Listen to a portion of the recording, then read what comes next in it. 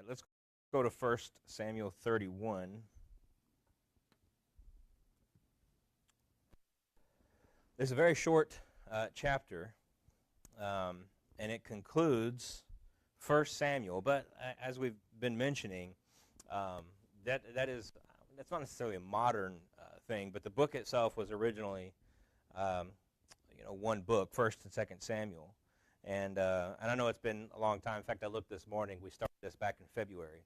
But 1st and 2nd Samuel were originally one book and referred to as Kings.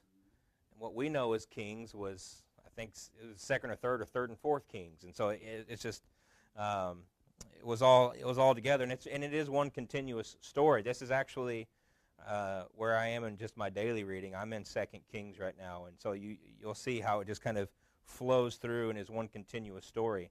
And so it may seem like it ends kind of in an odd place, 1 Samuel, but that's because 2 Samuel 1 is just going to pick that story right up, and it's going to continue on with David. Fine either way. So 1 Samuel 31 here, verse 1, it says, "Now the Philistines fought against Israel, and the men of Israel fled from before the Philistines and fell down slain in Mount Gilboa. And the Philistines followed hard upon Saul and upon his sons, and the Philistines slew Jonathan and Abinadab and Melchishua, Saul's sons.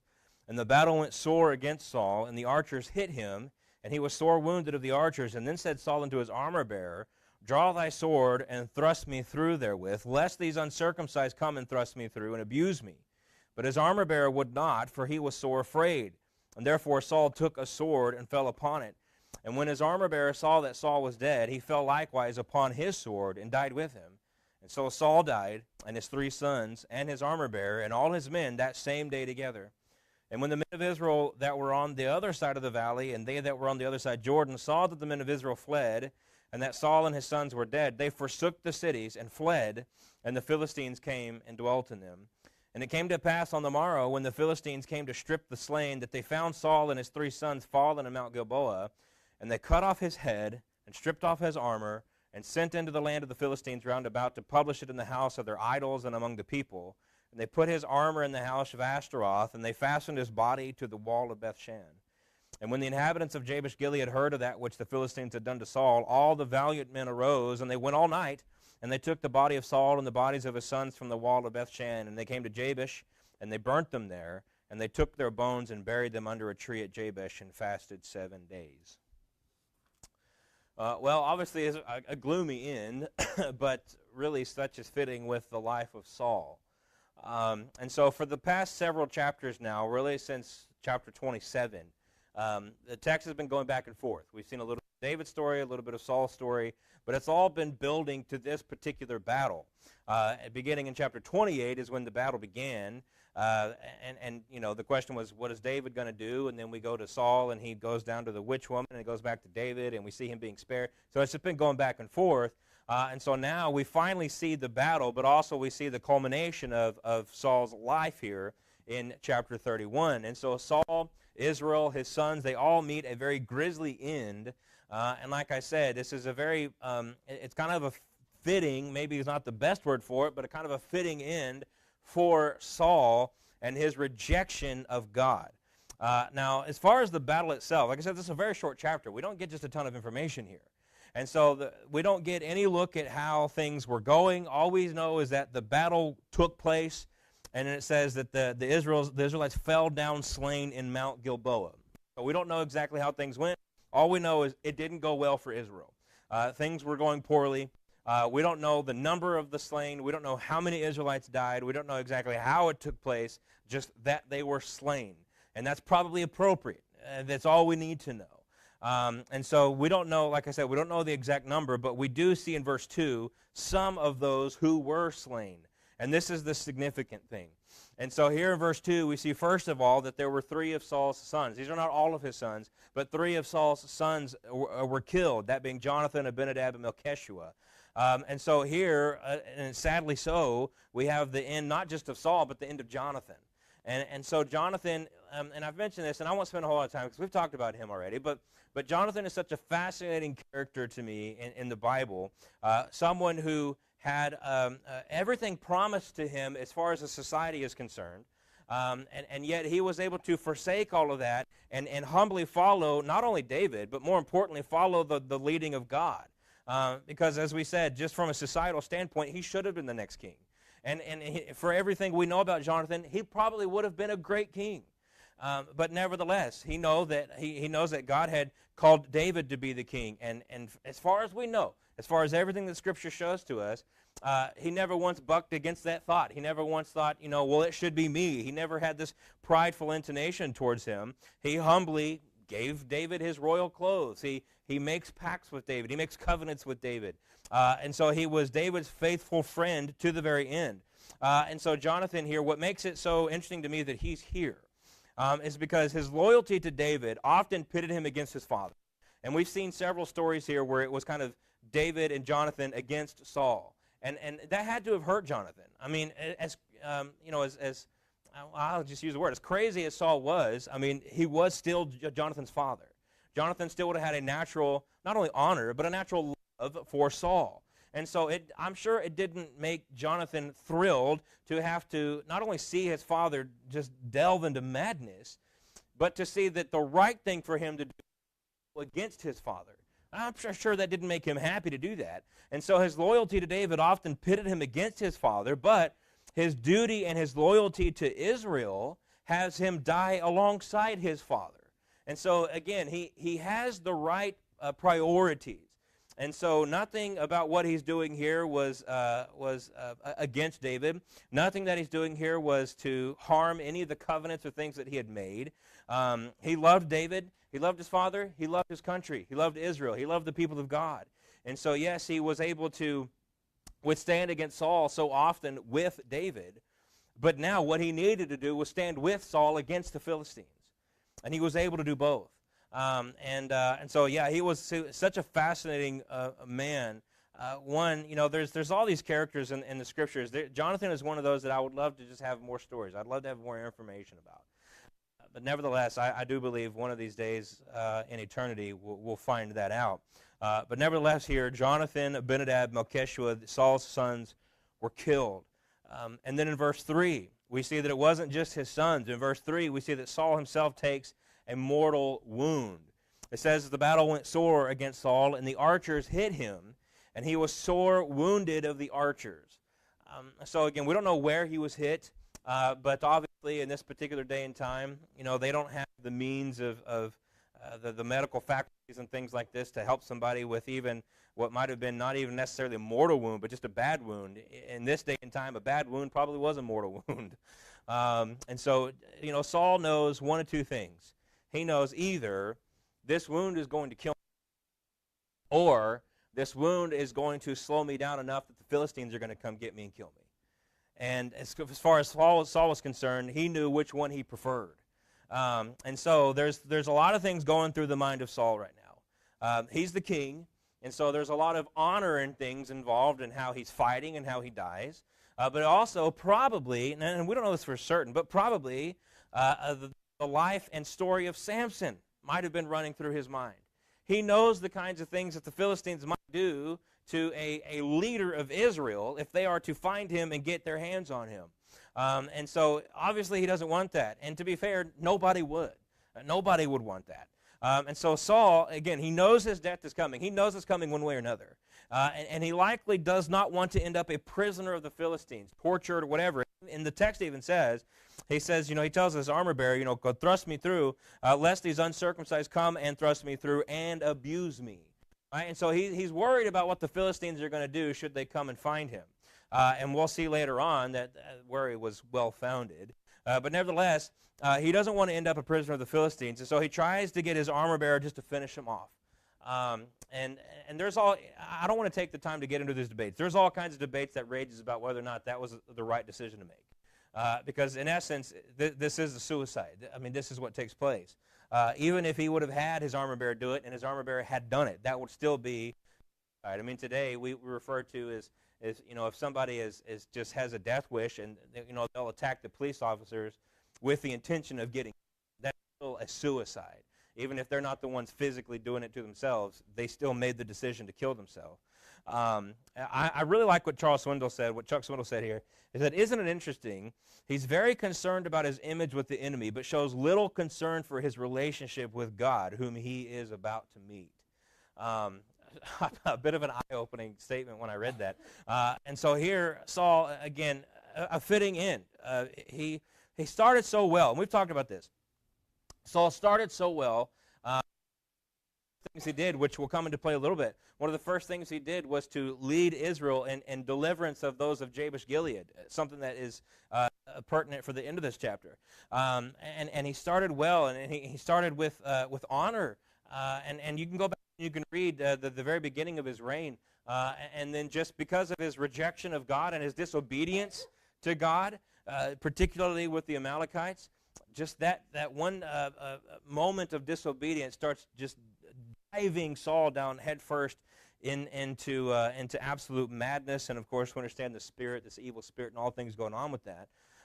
But Saul's life was one of disobedience. Saul's life was one of rejection of God.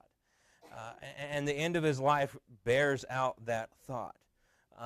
Well, interestingly enough, his armor bearer seems to have more honor than him. He tells his armor bearer, to thrust him through, is what he says. But it says at the end of verse 4, it says, but his armor bearer would not, for he was sore afraid. And so there's this kind of interesting correlation. And I don't want to always just come back to this, but you do see it so much. The author of 1 Samuel, again, making comparisons. And comparisons sometimes contrasting. But here there's a slight comparison from this armor bearer to David. David, also the armor bearer of Saul, at least twice that we know of, had the opportunity to kill him and do it because he would not touch God's anointed. Right? We've seen that. Well, here, the armor bearer was sore afraid. Well, what was he sore afraid of? I mean, if he killed Saul, there's no one left to give the command to punish him.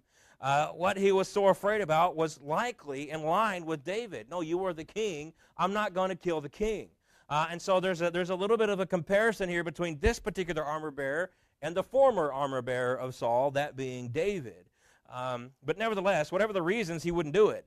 And so at the end of verse 4, it says, therefore Saul took a sword and fell upon it. Now, I'm not going to take the time to do it now because we're going to see it in the next chapter, in 2 Samuel chapter 1. But there's a lot of people who see a glaring contradiction between Saul's death here and what will be said in the next chapter. But I will go over this next week. There's not a contradiction. There is a lie told by an individual that a lot of people take as the truth, and they'll see a contradiction in that. But there's no contradiction. And like I said, we'll see that next week. But here Saul dies, and it says that Saul died, his 3 sons, his armor bearer, all his men that same day together. And so, again, it's not just that one man died. It's not just that his sons died, his armor bearer, and it says, and all his men. Now, all his men is likely not in reference to the entire army of Israel, but to Saul's, kind of bodyguard, you might say, his closest contingent of soldiers, those who would have been with Saul everywhere he went. And so, again, Saul's life to the death of literally everyone around him. And again, this is, you can make another comparison or another contrast here. For a true child of God should be an influence of life to those around them. I mean, that's what we ought to be as children of God. And yet Saul's influence here was nothing but death. And that's because he rejected God. And so what we see here is the prophecy of Samuel coming true.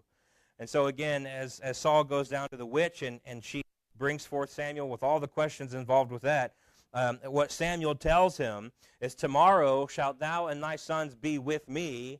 Where was Samuel? He was in the grave. So tomorrow shalt thou and thy sons be with me. The Lord also shall deliver the host of Israel into the hand of the Philistines.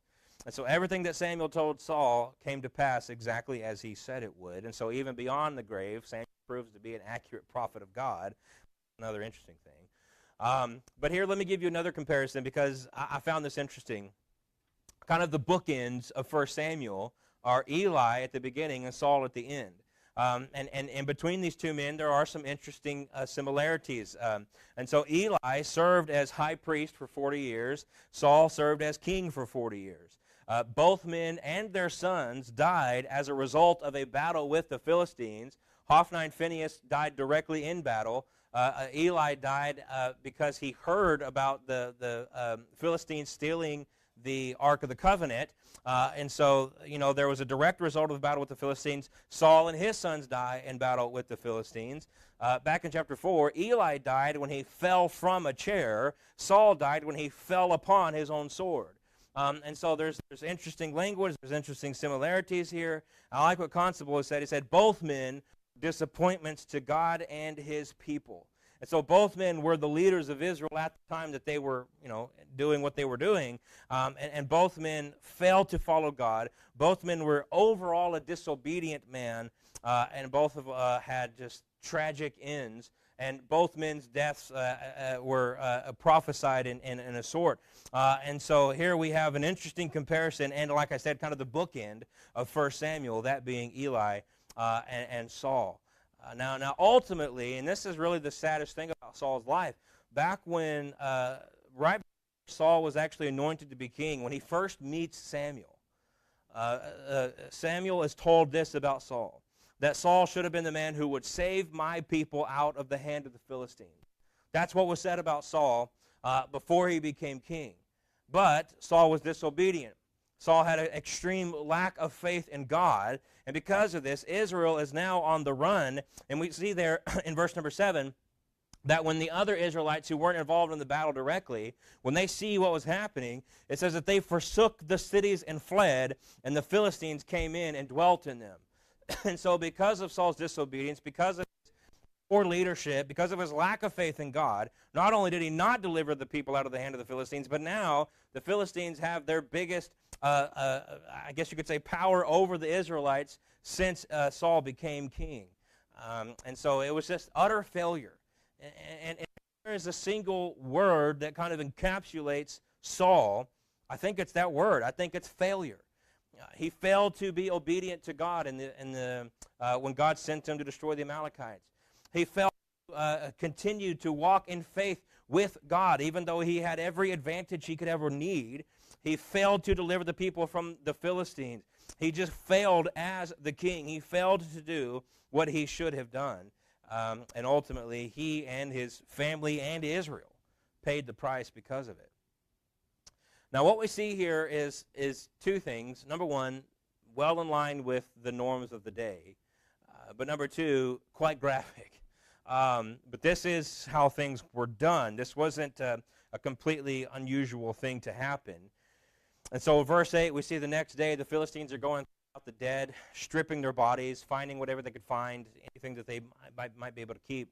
And lo and behold, they come across Saul and his sons. Well, they know that they have found quite the prize.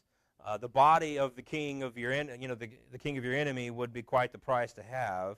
And so what they do is, number one, they cut off Saul's head. And most believe that that head was probably traveled around, kind of being shown triumphantly. And we know from 1 Chronicles chapter 10 that eventually the head of Saul was fastened in the temple to Dagon. And if you remember, that temple to Dagon was the one back when the ark was stolen, and they put the ark in the temple to Dagon, and the ark, or the idol, fell over, and its hands fell off, its head fell off. Well, now they put Saul's head there. They strip him of his armor. And again, they send the armor around. We see this in verse 9. It said they stripped his armor and they sent it into the land of the Philistines round about to publish it in the house of their idols and among his people. And eventually it has its resting place in the temple to Ashtaroth, and so another Philistine god. And then they take his body and the body of his sons and they nail them to a nearby wall in the city of Bethshan. Again, utterly gruesome. It completely goes against our 21st century Western sensibilities. But this was the kind of thing that happened. I mean, we see something very similar to this with David and Goliath. After David kills Goliath, what does he do? He cuts the head off of Goliath, and he takes the head of Goliath in triumph. Now, this was a very normal thing to happen. And so what is taking place here essentially is that the Philistines were making a show of their dominance of Israel. Right? This is what we did to Israel. Let this body, let this head, let this armor be a physical proof of how we have dominated you physically, and perhaps, and I think very likely, but what they would believe to be a dominance over the God of Israel. Our gods, Dagon and Ashtaroth, have defeated your God. And I think we can see that hinted at least by the fact that his head and armor both wound up in pagan temples. And so perhaps they could have seen this as some kind of payback for the incident with the ark. Right? You conquered our gods, now we conquered your God. Now, of course, we understand that that was not the case, but I think this is how they viewed this.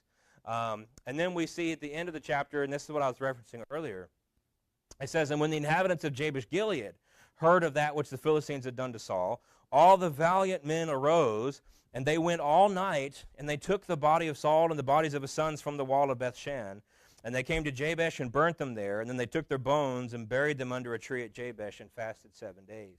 And so, and again, I mentioned this earlier, but one of the first things that Saul did was the city of Jabesh-Gilead was under a siege from this man named Nahash, and Saul goes and he delivers him, and he rescues him out from this particular siege. And so this city, again, Saul wasn't a great king. I don't think anybody in the nation of Israel would have ever really proclaimed great king.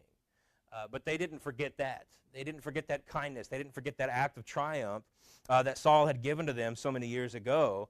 And so, essentially, because of what Saul had done for them, we can't allow his body to be desecrated like this. And we got to understand also, there is still a certain amount of a degree even today for us in our culture. We try not to desecrate the body, right? It's not something that would even be thought of to do. But this meant a lot more in this Eastern society, in this Eastern culture. The desecration of a body was seen as something much more significant. Again, not to say that it's not significant today, but it was much more so at this particular time. And so this was a tremendous offense, and those of Jabesh-Gilead would not stand for it, being that Saul was their deliverer in a sense. And so these valiant men, as they're described in verse 12, they travel all night to go get the bodies of Saul and his sons. Now, we don't know if there was a fight. We don't know if they had to go against any Philistines to do this, or if it was a rather peaceful ordeal. We're told, we just say that they were valiant men. They travel all night. They get their bodies. They take them, burn them, and then eventually bury their bones. Again, all this was done to honor both Saul and his sons, and they did it the best way that they knew possible with what they had, which was the headless body of Saul. I mean, that's all they could do. Now, we asked the question, what do we do with this, right? This is, like I said, this is such an odd place to kind of end. Now, ultimately it doesn't, right? Ultimately, the story continues in 2 Samuel. But what do we do with this? Well, I wanted to give this quote here because I think he says this well. And obviously, I've been quoting Davis throughout this whole series. But he said, "It will not do to smile the tragedy away. Modern faddists notwithstanding, Israel need more than a shot of self-esteem. The picture is hardly sunny. Leadership annihilated, territory evacuated, some fled, others couldn't. Their bodies litter the slopes of Gilboa. It is a sad sight. Israel scattered like sheep without a shepherd. In fact, 1 Samuel is simply a sad book of one disappointment after another. The judgment on ungodly leadership, and there he references Hophni and Phinehas at the beginning, and I think you could add Eli to that. The rejection of prophetic leadership, that being Samuel, and the disintegration of royal leadership, that being Saul. Here is the kingdom of God enduring one failure after another. But he adds this, "Yet Yahweh, who looks on the heart, has chosen a shepherd for these scattered sheep. Presently, nothing looks quite so dismal as Gilboa, but then it's not what man sees." And he references there what the book says earlier in chapter 16, verse 7, which is kind of the key verse of the whole book, which is, "But the Lord said unto Samuel, Look not on his countenance or on the height of his stature, because I have refused him," speaking of David's brother, "for the Lord seeth not as man seeth, for man looketh on the outward appearance, but the Lord looketh on the heart." And so here we have, again, just to kind of make a little bit of an application here we have this interesting picture of to use his language, of Israel as scattered like sheep without a shepherd. Well, obviously, the New Testament equivalent of that is not only Israel. Jesus speaks about that. But honestly, every man, every individual, every person stands as a sheep scattered without a shepherd who is lost in trespasses and sins. And so here we need our shepherd to rise up, the greater David, the son of David to come. We need the greater shepherd to come and to gather us together, to put together that which was lost and that which was scattered. And so here as Israel is truly lost, I mean, you can imagine the heartache as news travels throughout the country of what has happened not only to me, not only to your nation. You have Philistines who have now taken over, we're not told how many, but a good number of Israelite cities. Your king is dead. The last you heard, the guy who was supposed to be the next king has been living in Philistia, and you don't know exactly what's going on there. And so you're thrown into disarray. You're confused, right? We asked for this king because we thought we were going to be like all these other nations. We thought this was going to be exactly what we needed. Nobody could have asked for a better man than Saul, tall, rugged, handsome, strong, and yet look what happened to him. What in the world are we going to do? Are we going to go back to not having a king? Are we going to have a king? It can't be one of Saul's sons. He's dead. Right? All of this will be going through what we're going to do. There's mass confusion. There's utter hopelessness. And it's into that hopelessness that David rises up. Right? Well, again, this brings us into the New Testament. Without Christ, again, the greater David, it's utter hopelessness. Without Christ, there is mass confusion. Our society is a picture of that. Mass confusion without the truth of the gospel. Mass confusion without the truth of God. And so without God, you remove him from the picture. It is nothing but confusion. And so it is into that confusion, it is into that hopelessness that Christ rises up. And he brings light, and he brings hope, and he brings truth. And that is who we follow. And so we need Christ to come. We need it, I guess is a better way to say it. Christ to come, to rise up as the better David. And thank God he did, because that is where our hope lies. That is where our truth lies. That is where our future lies. And so we are, in a sense, much like the Israelites in 1 Samuel 31. Utterly lost and hopeless without the man whom God would raise. And so this is, this is not to say that everything that we read in the Old Testament is a direct spiritual counterpart, has a direct spiritual New Testament application. But obviously this does. I think there's a clear New Testament spiritual application to be made here. And so we can kind of put ourselves into the shoes of the average man or woman or child in Jerusalem or in Bethlehem, whatever, in Israel, hearing the news. What in the world are we going to do? Because all of us, before Christ, thought, what in the world are we going to do? Right? And it was only in Christ that we found our hope. And so, again, there's a lot of truth to be seen here. But there's also a lot of hope to be found. Well, that really starts to take place in the next chapter as we move back to David, and then 2 Samuel is really the story of David's reign. And so we'll begin to look at that next week. We're not taking a whole week for introduction, but I still think we'll probably be able to get through all of chapter 1 next week. So probably just a normal week as we continue to move forward and jump on into the next book. Done a little bit early this morning, but it was a short chapter, so that's all right. But I'll go ahead and pray, and we'll be dismissed.